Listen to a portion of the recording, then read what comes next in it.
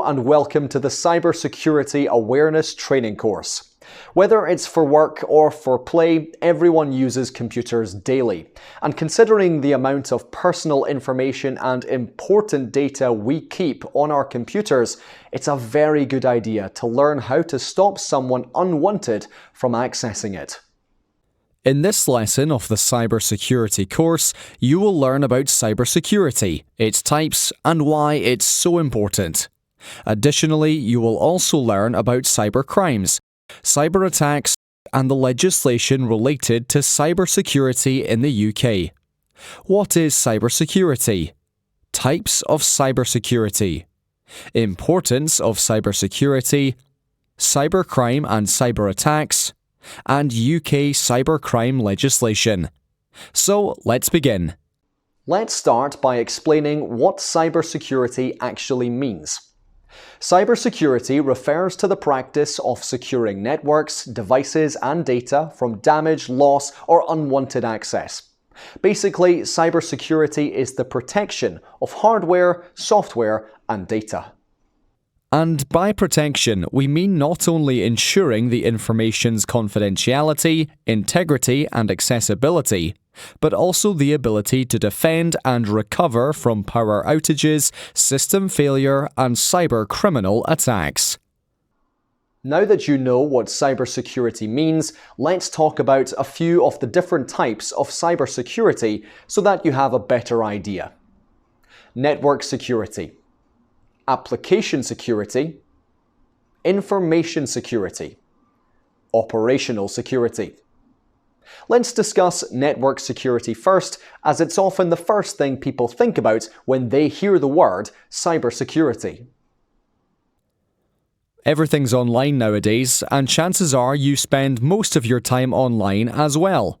Network security refers to the protection of computer networks and network-accessible resources. Network security is essential because it protects you from any type of unauthorized intrusion, including malicious insiders. A basic example of network security is an antivirus system. Without network security, hackers can very easily gain access to information stored on your network. This can be disastrous for big companies who store sensitive information in their networks, and for individuals, this means third parties would gain access to personal information that you don't want others to have access to. Now, let's talk about application security. To get a better idea of application security, think back to whenever you tried to log into your social media or bank account. What did you have to do? That's right, you had to input your login information like ID and a password.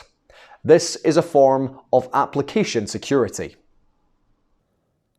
Application security is the process of developing, adding, and testing security features within applications to prevent security vulnerabilities against threats such as unauthorized access and modification. Authentication, authorization, encryption, logging, and application security testing are all examples of application security features. Your company most probably requires you to go through some sort of application security when you access their assets. This could be you entering a password to access your work computer, or logging into the back end of your company's website by inputting a unique password. Data is often the most valuable resource a company has, and information security refers to exactly that, the protection of sensitive information from unauthorized activities, including inspection, modification, recording, and any disruption or destruction. And lastly, we're going to talk about operational security.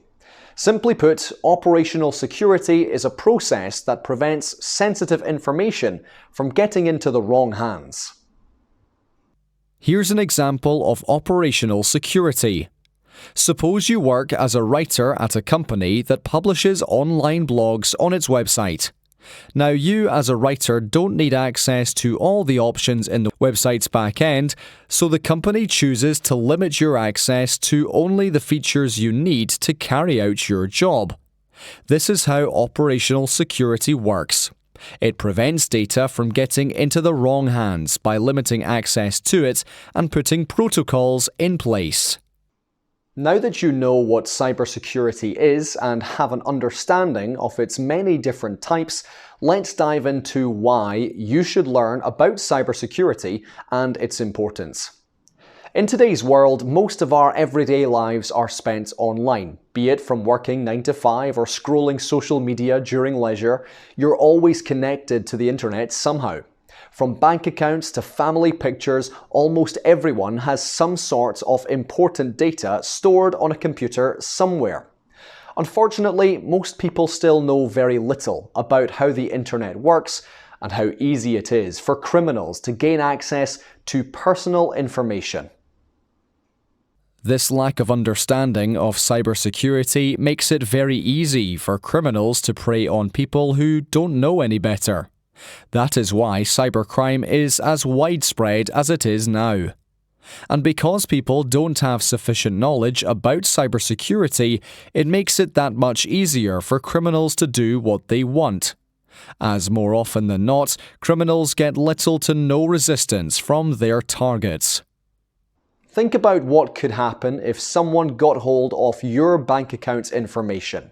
They could just steal all your money and literally make you penniless, and you would be unable to do anything about it.